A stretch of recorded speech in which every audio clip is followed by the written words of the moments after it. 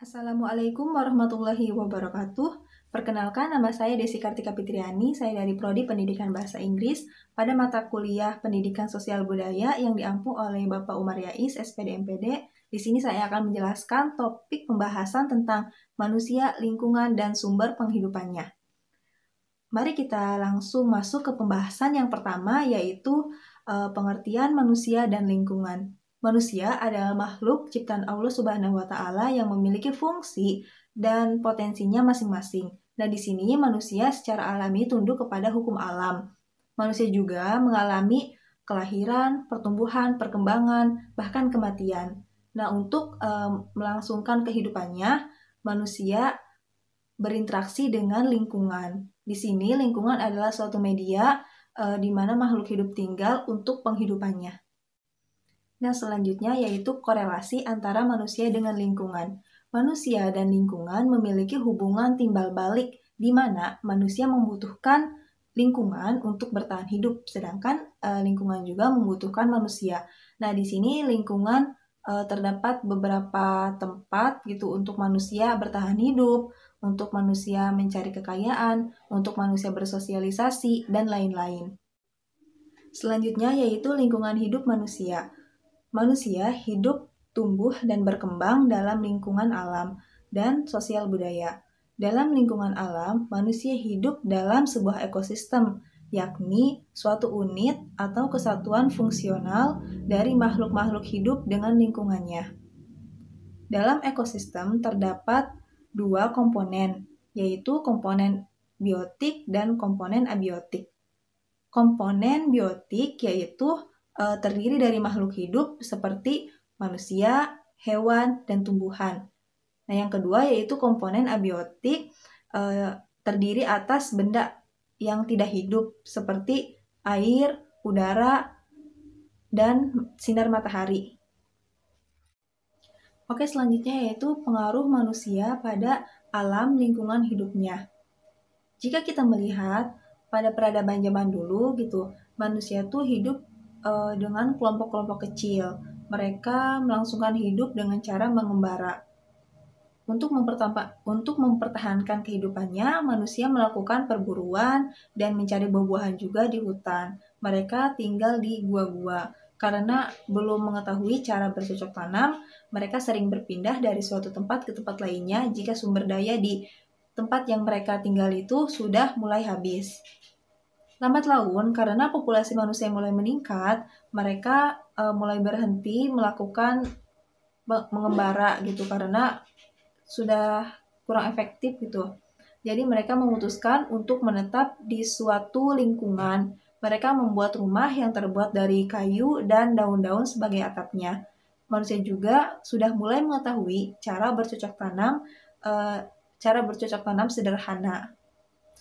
Terus selanjutnya pada akhirnya gitu manusia karena sudah melalui pengalaman-pengalaman di masa lalunya gitu tentang bercocok tanam dan berinteraksi dengan lingkungannya, jadi mereka tuh bercocok tanamnya lebih baik lagi daripada sebelumnya. Manusia juga mulai menyesuaikan diri dengan lingkungannya. Next yaitu sumber alam. Sumber alam dibagi menjadi dua, yaitu sumber alam yang dapat diperbarui dan sumber alam yang tidak dapat diperbarui. Nah, sumber alam yang tidak dapat diperbarui atau sumber alam abiotik yaitu seperti air, tanah, bahan-bahan galian, mineral, dan bahan-bahan tambang lainnya.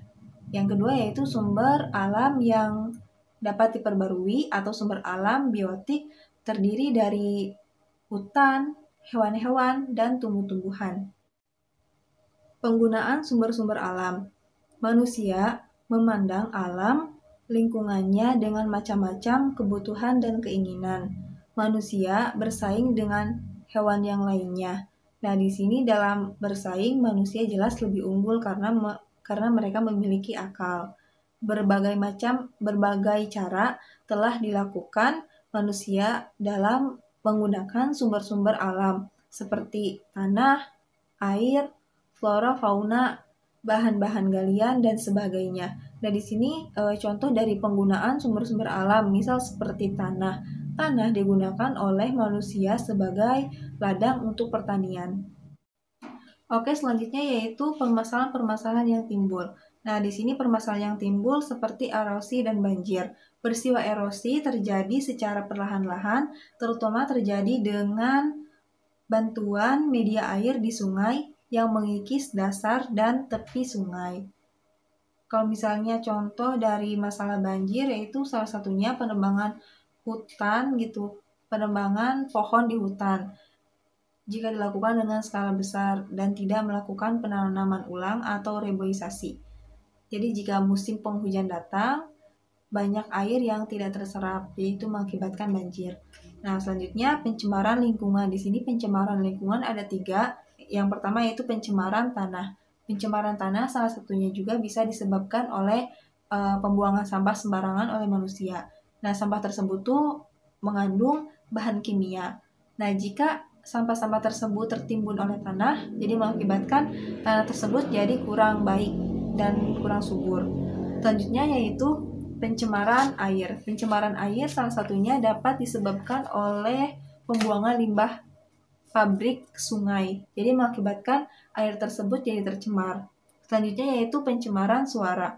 Kebisingan yang terjadi di kota-kota sebagian besar akibat dari berbagai suara yang dikeluarkan oleh mesin-mesin atau kendaraan-kendaraan yang jumlahnya semakin meningkat secara tidak terkontrol. Nah, di sini juga ada dampak negatifnya dan dapat ada dampak negatifnya bagi manusia seperti mengakibatkan ketulian, kebutaan, bahkan depresi. Oke, sekian materi yang dapat saya sampaikan. Semoga bermanfaat. Mohon maaf jika banyak kekurangan. Wassalamualaikum warahmatullahi wabarakatuh.